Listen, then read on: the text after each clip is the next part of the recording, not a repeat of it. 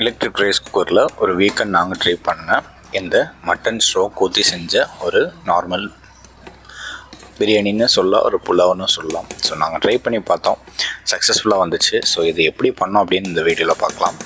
First ஒரு 500 gram onion எடுத்துக்கிட்டேன்.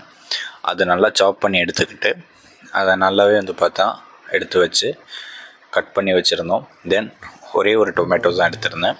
தென் ginger எடுத்து பொடி பொடியாக சாப் பண்ணி வச்சுட்டு க்ரீன் சில்லி ஒரு 3 சில்லி எடுத்திருந்தேன். அந்த 3 சில்லியும் வெட்டி கருவேப்பிலை எடுத்து வச்சுருந்தேன்.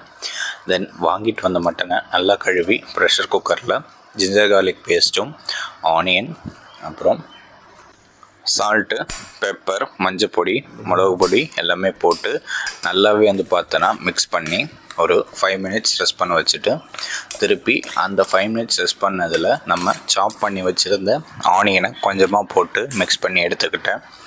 இந்த எல்லாமே போட்டு மிக்ஸ் பண்ணி வச்சதை ஒரு 20 மினிட்ஸ் ரெஸ்ட் பண்ண வச்சுட்டு திருப்பி இந்த ப்ரெஷர் குக்கரை நாங்கள் இண்டக்ஷன் ஸ்டவ்வில் வச்சு தேவையான அளவுக்கு நல்லா வேகிற மாதிரி இருக்கிற லெவலில் இருக்கக்கூடிய தண்ணியை பார்த்தோன்னா ஃபில் பண்ணி அதை வேக வைக்கிறதுக்கு பிளான் பண்ணியாச்சு. அந்த குக்கரில் இருக்கக்கூடிய மீட்டும் நல்லா பார்த்தோன்னா முங்குற அளவுக்கு தண்ணியை ஊற்றிட்டு ப்ரெஷர் குக்கரை பார்த்தோன்னா நல்லா மூடுறதுக்கு முன்னாடி நல்லா மிக்ஸ் பண்ணிவிட்டு மூடிட்டேன். மிக்ஸ் பண்ணி மூடி ஒரு 8 விசில் வந்துச்சு.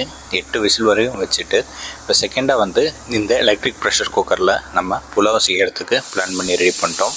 சைமல்டேனியஸாக மட்டனும் பார்த்தோன்னா வந்துருச்சு. ஸோ புலாவ் செய்கிறதுக்கு நம்ம எடுத்துக்கிட்ட பொருள் அப்படின்னு பார்த்தா இந்த பட்டை, ஜீரகம், சோம்பு அப்படிங்கிற இந்த மிக்சர்லாம் பார்த்தோன்னா எடுத்துட்டோம். ஸோ தாளித்ததும் பார்த்தோன்னா இந்த ப்ரெஷர் குக்கர்லேயே தான் பார்த்தோன்னா தாளிச்சது.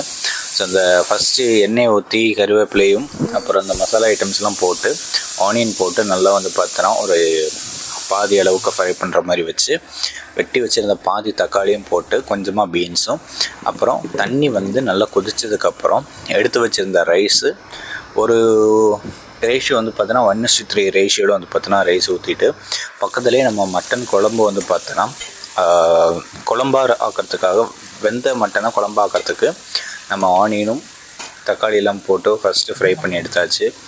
தென் பார்த்தா நம்ம வேக வச்சுருந்த இந்த மட்டனை இந்த ஜிஞ்சர் கார்லிக்கோடு சேர்த்து நம்ம பார்த்தோன்னா மட்டனை ஃபஸ்ட்டு குழம்பாக ஆக்கி ரெடி ஓரமாக நல்லா வந்துட்டுருக்கு.